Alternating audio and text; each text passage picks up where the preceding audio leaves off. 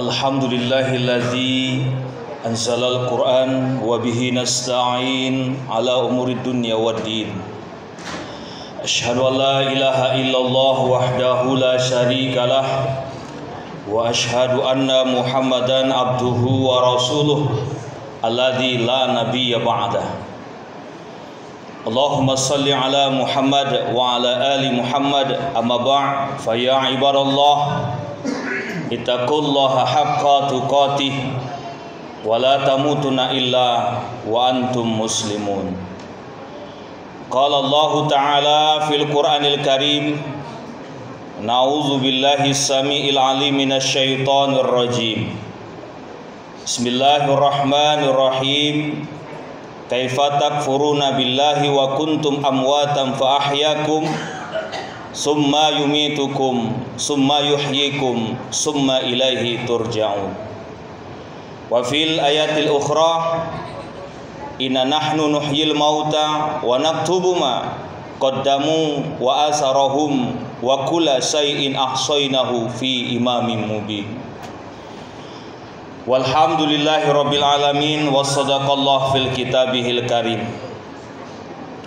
Hadirin jamaah salat Jumat yang berbahagia yang dimuliakan Allah Subhanahu wa taala, kembali kita bersyukur atas nikmat Allah di tanggal 16 Jumadil Akhir 1442 Hijriah atau bertepatan dengan tanggal 29 Januari 2021 Miladiah ini. Mudah-mudahan Allah memberkahi dan merahmati setiap langkah kehidupan kita semuanya. Amin. Salawat dan salam tak lupa pula marilah kita bermohon kepada Allah agar kiranya tetap tercurah dan terlimpah kepada Nabi Muhammad SAW, dan mudah-mudahan kita semuanya termasuk umat yang terbaik yang senantiasa menjaga dan mengamalkan sunnah beliau sampai di penghujung akhir hidup kita kelak nantinya. Amin. Hadirin jamaah salat Jumat yang berbahagia yang dimuliakan oleh Allah Subhanahu wa taala, sebelum khatib menyampaikan khutbah, yang pertama, marilah kita tingkatkan iman dan takwa kita kepada Allah. Yang kedua, karena khutbah ini cukup singkat, maka dengarkanlah dengan baik. Jangan sampai kita tertidur, apalagi berbincang tatkala khatib sedang menyampaikan khutbah. Hadirin jamaah salat Jumat yang berbahagia yang dimuliakan oleh Allah Subhanahu wa taala, di dalam Al-Quran surah Al-Baqarah yang kita bacakan tadi, ayat 28, Allah mengatakan bahwa kita manusia hidup ini melalui beberapa proses. Kata Allah, summa yumitukum summa yuhyikum summa ilaihi turja'un. Dulu kalian mati, aku hidupkan, lantas kami matikan dan kami hidupkan. Ayat ini juga selaras dengan Al-Quran surah Yasin ayat 12. Inna nahnu nuhyil mauta wa naktubu ma qaddamu wa asarahum wa kulla syai'in ahsaynahu fi imamin mubin. Sungguh kata Allah, kamilah yang akan menghidupkan kalian setelah kalian mati. Hadirin jamaah salat Jumat yang berbahagia yang dimuliakan oleh Allah Subhanahu wa taala, kendati pun demikian, ketika Al-Qur'an kita lihat bahwa sebelum kita lahir itu disebut dengan alam ruh, maka keterangan ayat Al-Quran sedikit sekali tentang ruh.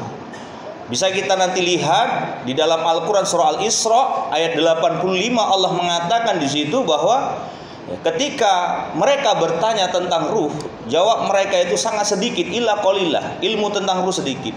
Maka begitu kita lahir di dunia ini, ya, ketika kita lahir di dunia ini, kita tidak ada nama, dan kita siapa orang tidak tahu. Maka manusia memiliki inisiatif. Allah memberikan akal kepada manusia untuk apa? Melakukan sebuah ijtihad, yaitu memberikan nama kepada bayi yang baru lahir ke dunia ini, sipulan dan seterusnya. Nah, kenapa Allah memberikan hak itu kepada kita? Karena memang manusia di dunia ini diberikan oleh Allah Subhanahu wa taala kewenangan untuk apa? Melakukan, mengelola dunia ini dengan baik. Tapi dengan ini Allah juga menggambarkan di dalam Al-Quran tentang bagaimana kehidupan setelah di dunia ini. Lebih banyak di dalam Al-Quran itu adalah kehidupan setelah kita hidup di dunia ini. Kalaupun kita rata-ratakanlah manusia hari ini hidup paling lama 100 tahun, itu pun sulit kita mencari orang yang 100 tahun.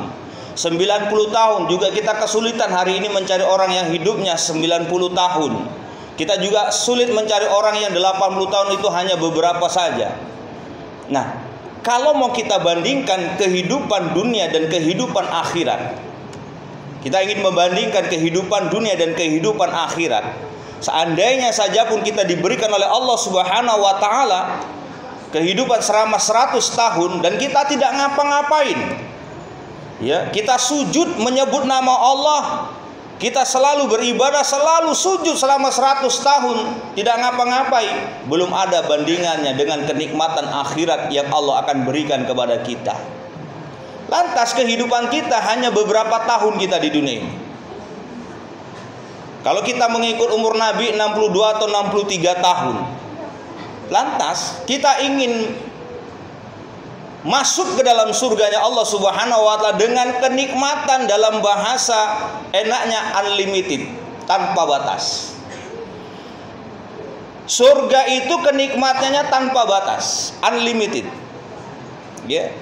Sementara kita hidup, fase yang paling banyak kita temui itu 62 tahun rata-rata, seperti usia Nabi Muhammad SAW. Bahkan Allah hanya meminta kepada kita ibadah yang ringan-ringan. Maka inilah kelebihan kita sebagai umatnya Muhammad. Ya. Walaupun kehidupan akhirat itu kekal dan kenikmatan surga unlimited, Allah kasih kesempatan kepada kita. Apa itu? Amal ibadah yang produktif. Amal ibadah yang sangat produktif. Lain halnya kita berbicara nanti hal bulan Ramadan. Ini dalam kehidupan kita. Amal ibadah yang produktif, Nabi menyebutkan kepada kita, ya, dalam sebuah hadisnya itu, rakaatin qabla subhi khairul laka minad dunya wa ma fiha. Yang artinya kurang lebih adalah, kalian tahu, kata Nabi begitu, salat 2 rakaat sebelum subuh itu lebih mulia daripada dunia dan seisinya. Ini berbicara sholat. Yang ini kita katakan 5 waktu, yaitu isya, subuh, zuhur, asar, maghrib. Yang sholat sunat saja pun diberikan kenikmatan seluas langit dan seluas bumi yang Allah berikan itu. Maka ibadah sebentar itu bonusnya, kenikmatannya itu unlimited. Apalagi kata Nabi, idza mata ibnu Adam iqta'a amaluhu ila salas. Kalau manusia itu nanti mati, ya, ketika kita menemui azal kita, Nabi memberikan kepada kita apa itu? Yang bisa menyelamatkan kita dan amal itu tidak pernah putus, kata Nabi. Yang pertama Nabi menyebutkan sedekah. Yang kedua ilmu. Dan 3 adalah doa anak yang salih. Kalau tadi ibadah kita, sholat kita udah kita selesaikan, itu kewajiban kita. Nah, ini ibadah yang 3 hal ini, yaitu sedekah kita, ilmu kita, dan doa anak yang salih. Kalau mau kita bayang-bayangkan, kita pikir-pikirkan, hadirin jamaah sholat Jumat yang berbahagia yang dimuliakan oleh Allah Subhanahu wa taala, 3 amal ini amal abadi, amal yang tidak pernah berhenti, dan ini ganjarannya adalah surganya Allah yang kita sebut tanpa batas. Lantas, benar nggak kita melaksanakan 3 amal ini dengan baik? Kenapa Nabi menyebutkan sedekah itu urutan pertama? Ini sangat luar biasa, dan ini sunnah yang paling terberat di antara sunnah-sunnah yang lainnya. Saya katakan ini sunnah yang paling terberat di antara sunnah-sunnah Nabi yang lainnya. Mari kita cek. Hadirin jamaah salat Jumat yang berbahagia yang dimuliakan oleh Allah Subhanahu wa taala. Coba kita ingat. Ketika Nabi Muhammad tatkala sakaratul maut, menjelang sakaratul mautnya, dipanggillah istrinya. Siapa istrinya ketika itu? Aisyah. Aisyah, kemari. Ini hendak sakaratul maut. Ada apa ya Rasulullah, suamiku? Coba kau lihatkan dulu di lemari kita, masih adakah makanan? Coba kau lihat di bawah bantalku, masih adakah dirham? Kalau dulu dirham, kalau kita sekarang uang. Ketika itu dicek, dan dilihat oleh Aisyah. Apa jawaban Aisyah? Wahai suamiku ya Rasulullah, jangankan makanan, 1 biji kurma pun di lemari tak ada ya Rasulullah. Jangankan dirham ya Rasulullah, hanya tinggal inilah pakaianmu, pakaian perangmu inilah yang sudah kujahit berkali-kali. Maka hadirin jamaah salat Jumat yang berbahagia dimuliakan oleh Allah Subhanahu wa taala. Nabi mengisyaratkan kepada kita di situ bahwa sebelum kita mati kita harus menolakkan harta kita, dan ini sunnah yang paling terberat. Dan saya belum pernah berjumpa dengan orang yang begitu menjelang ajalnya dia menolakkan hartanya. Tapi kebanyakan manusia sebelum ajalnya tiba, rumah sewanya bersusun, rumahnya semakin cantik, tabungannya makin banyak. Dan ini kategori sunnah yang paling terberat di antara sunnah-sunnah yang lainnya. Kenapa Nabi mengingatkan? Karena ini memang unlimited. Sedekah kita itu sangat luar biasa, dan ganjarannya itu adalah surganya Allah Subhanahu wa taala. Dan ini memang instruksi Tuhan langsung, sehingga Nabi mengamalkannya. Dalam Al-Quran surah Al-Munafikun ayat 10 Allah menyebutkan, wa anfiqu mimma razaqnakum min qabli ayyatiya ahadakumul maut fayaqula rabbi laula akhartani ila ajalin qarib fa asaddaqa wa akum minas solihin. Infakkan, berikan kata Allah, harta yang selama ini kurozakkan kepadamu, kuturunkan kepadamu sebelum, nah ini bahasa Allah, sebelum kematianmu itu datang. Ketika kematianmu itu datang, kalian akan berkata kepadaku, ya Allah, tunda kematianku. Seandainya ditunda oleh Allah, kalian mau ngapain kata Allah? Fa asaddaqah, aku ingin bersedekah. Secara psikologis begini, kalau seandainya ada orang yang mengasih pakaian kepada kita, yang mengasih itu masih hidup, lantas pakaian itu kita pakai, kemudian beberapa minggu atau beberapa hari kemudian orang itu mati, oke, no problem. Lantas yang kedua, ada orang yang ngasih pakaian sama kita tapi orangnya udah mati, tinggal istrinya yang hidup. Pak, bang, ustadz, atau siapapun nih bang, ini baju peninggalan suami saya, tolong pak terimalah baju ini. Secara psikologis boleh kita tanya, lebih enak mana menerima baju orang yang masih hidup walaupun besoknya dia mati, atau orang yang sudah mati dia kita terima bajunya?